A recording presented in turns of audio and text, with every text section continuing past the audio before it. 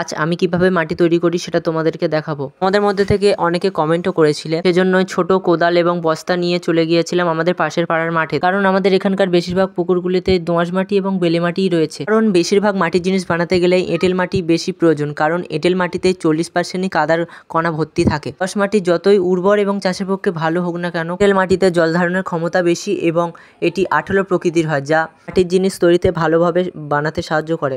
তো আমি এখান থেকে কিছুটাই মাটি নিয়েছি।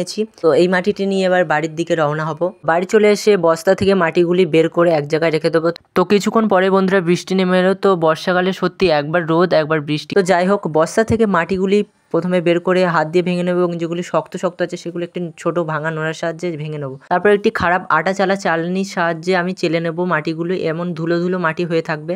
এর সাথে আমি জল মিশিয়ে মাটিগুলি তৈরি করি। তো কিছুটা মাটি আমি বেশি করেই গুঁড়ো করে রেখেছি, যেগুলি বর্ষাকালে বেশিরভাগ ব্যবহার করতে হয় আমার যখন মাটি ফুরিয়ে যায়। তো সেগুলো একটা কন্টেনারে স্টোর করে রেখে দিলাম এবং কিছুটা মাটিতে জল দিয়ে মাটির জিনিস বানানোর উপযোগী এই মাটিটিকে বানিয়ে নিই।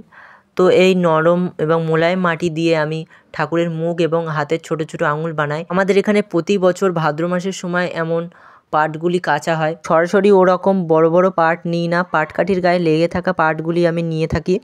তো সেখান থেকে এই পাটগুলি আমি কিছুটা সংগ্রহ করে রাখি, কারণ পাটের সিজন চলে গেলে আর পাট তো পাবো না। তো এইটি মাটির সাথে মিশিয়ে ঠাকুরের হাত পা বানাই। তো এই ছিল মাটি তৈরির পদ্ধতি, আমি কিভাবে মাটি বানাই। তো এই ভিডিওটি যদি আপনাদের ভালো লেগে থাকে তাহলে প্লিজ কমেন্ট করে জানাবেন। ধন্যবাদ।